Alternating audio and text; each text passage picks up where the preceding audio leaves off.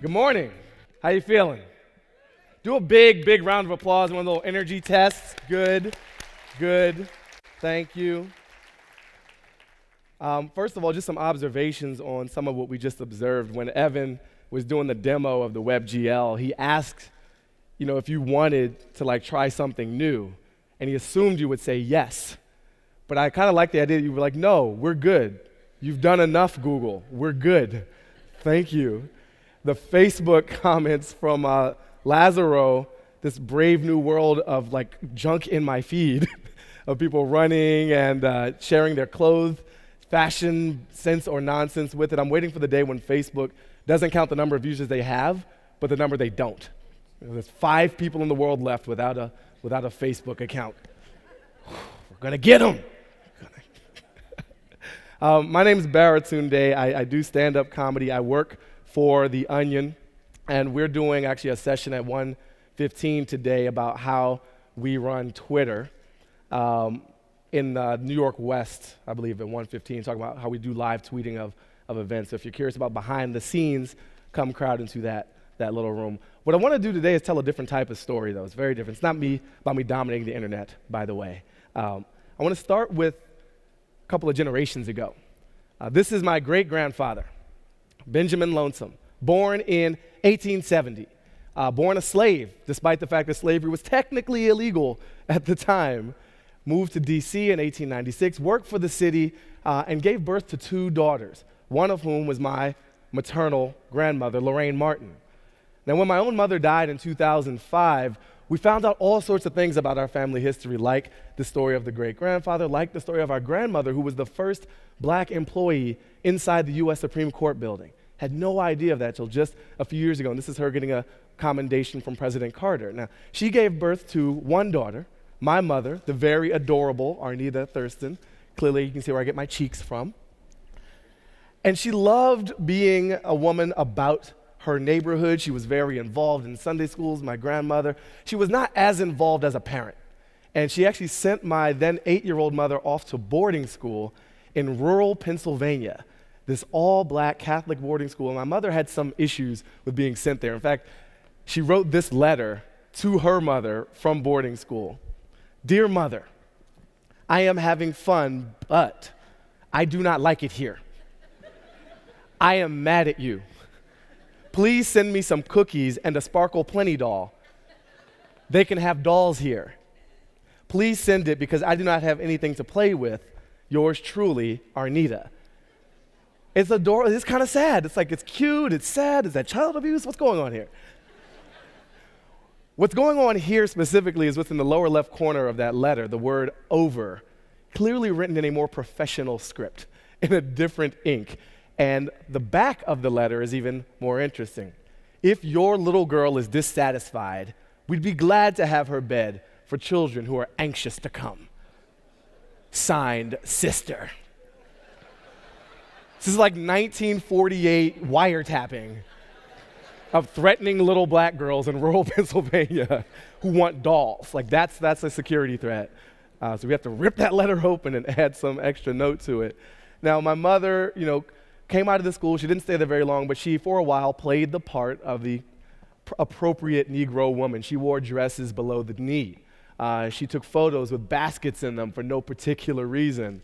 And she was involved in the media. She was in the features editor at our high school paper. But pretty soon things changed, and she started hanging out with people that looked like this. This is a dude named El Dorado, the coolest dude you ever will not meet. The shoes, the pants, the hair. You want a phone now because of this dude.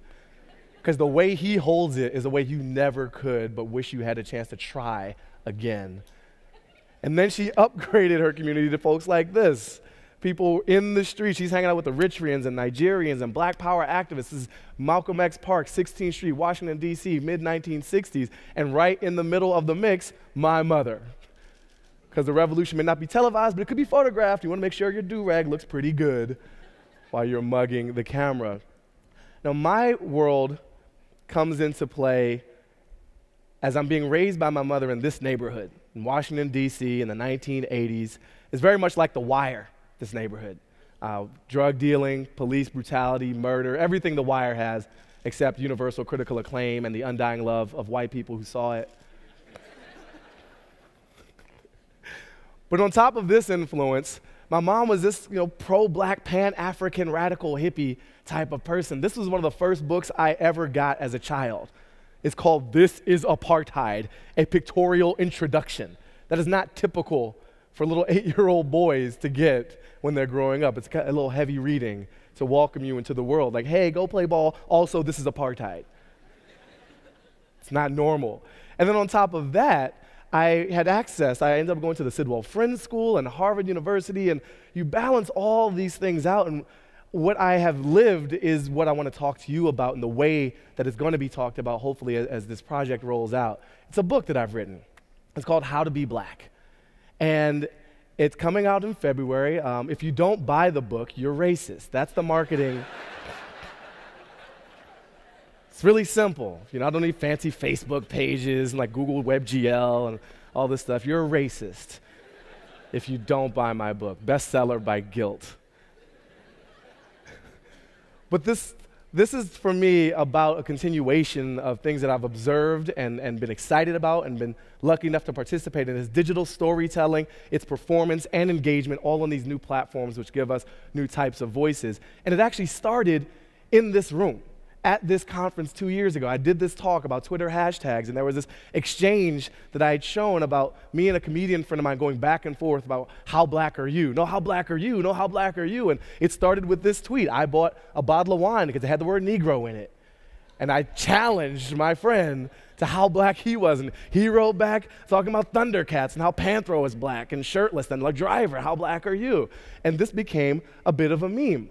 When I talked about it, though, I wasn't considering who might have been out here, and it turns out there was a very special person in that audience, a woman named Debbie Steer. And Debbie worked for a Harper studio of HarperCollins at the time and brought me in for a meeting, and we said, well, you guys should do something with this. You need to write a book. I'm like, cool. So that's how the thing was born. It was born out of Twitter.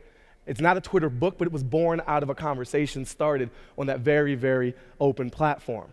Now, the continuation of the journey uses other tools to try to drag this conversation out and pull more people in. Who am I going to interview for this book? I'm using Twitter and Facebook to find those people and get recommendations. This was an early attempt at a cover.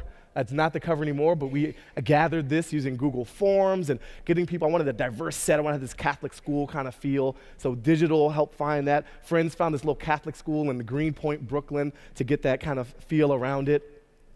And the email list is something that I wanted to kind of bring back in my own relationship with my community. I thought people don't get enough email. I want to help them out. I want to send them emails, but I made a deal with them. I said, I'm going to put a story in every email. It's not just going to be shows and marketing and blah, blah, blah. It's going to be something true that you haven't heard from me before. And I didn't know that that would affect the book. This was a whole separate thing. But I sent a message.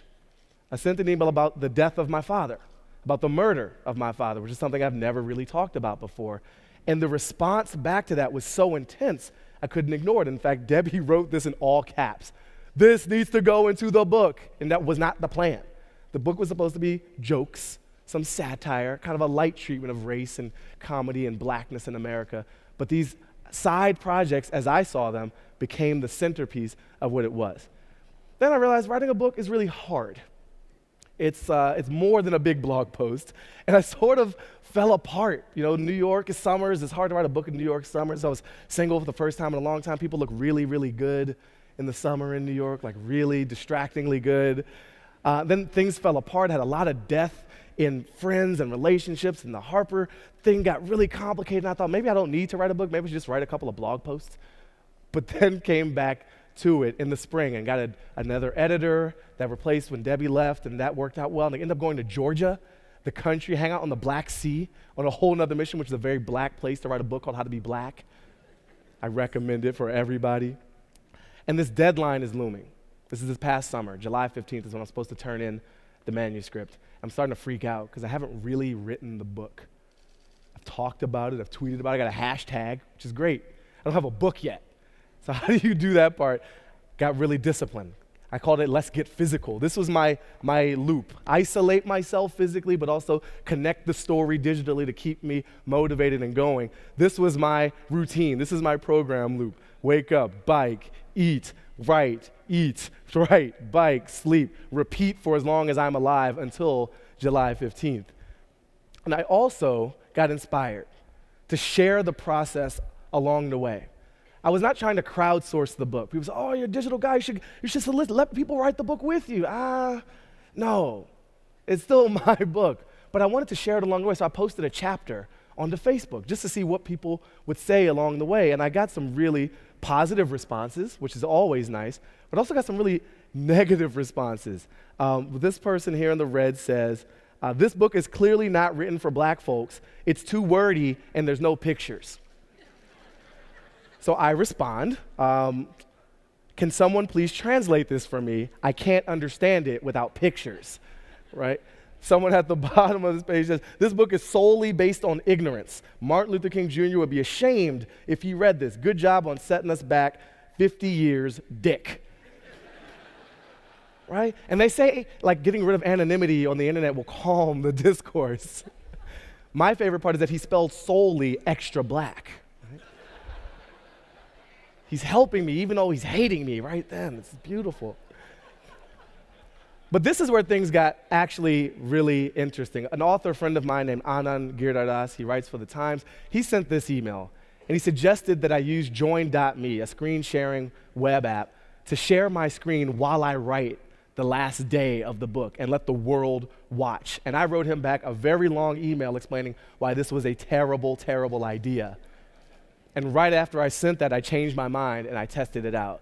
And here's what it ended up looking like. I called it live writing, and I want to kind of open the room. You're not over my shoulder. You're literally seeing what my eyes see as I put this book together. So if you tuned in during these sessions, I tossed it to Google Plus first as a test to see what would happen, and you would see these words flying across the screen here. I did it again for the editing process, add a little banner on the side so folks who came in at odd times knew what was going on. This is the book. Here's the hashtag. If you want to find out more, do this, do that.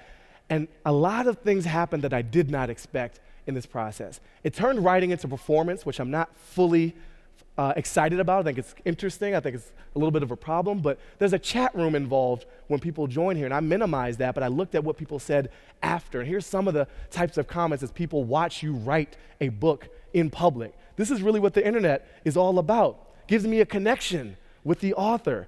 How self-obsessed does one have to be to set something up like this? Right? I'm not going to hide the darkness from you. I'm going to share it. It's real. This is true. This is authentic. Update them to theme, and I'll leave you alone. People were really obsessed with my typos and wanted to correct me along the way. I'm like, this is just the draft. Like, I need to get it out. We can have copy editors come in and fix all that stuff in post. I've watched cartoonists before, but this is very different. The title makes me want to buy the book. I have an urge to tweet about this. I encourage that urge. And a lot of writers, this is what I didn't expect. A lot of people who are writing or thinking about wanting to do that got super excited about it because you could actually see my thought process through the keystrokes, through how the windows swap back and forth. And I was too busy trying to write the thing to get video capture of it, but I used a lot of semicolons appropriately, and people were very surprised by that because they're racist. It's really disappointing. With Barack Obama as our president, guys, black people can use semicolons. There's a guy in Norway watching, which is great. It's a very white place. This is one of my favorite because I think this goes into the engagement and the storytelling.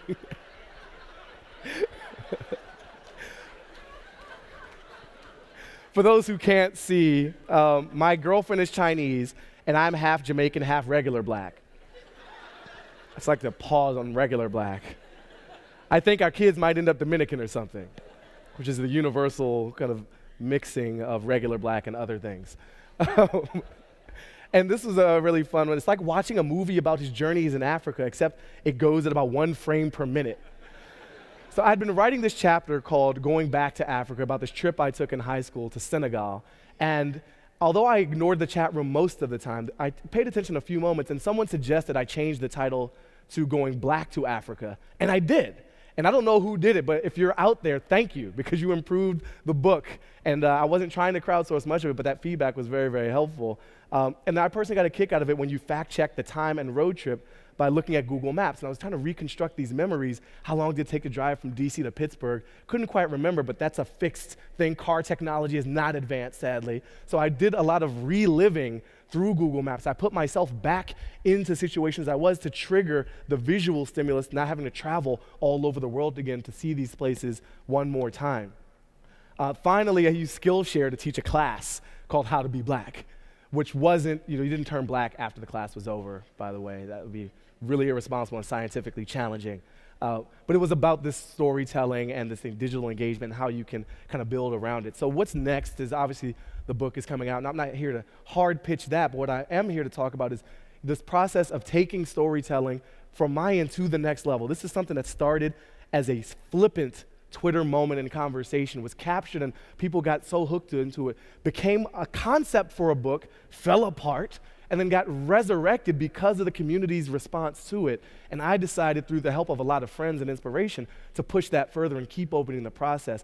The storytelling of the marketing and the engagement around the book once it's out and leading up to, we're going to use some of those same tools, building in some political analogies and street team and getting feedback along the way about how to tell this story of this book, which is about identity. So thank you very much. Please don't be racist. I'm Baratunde Thurston, and good night.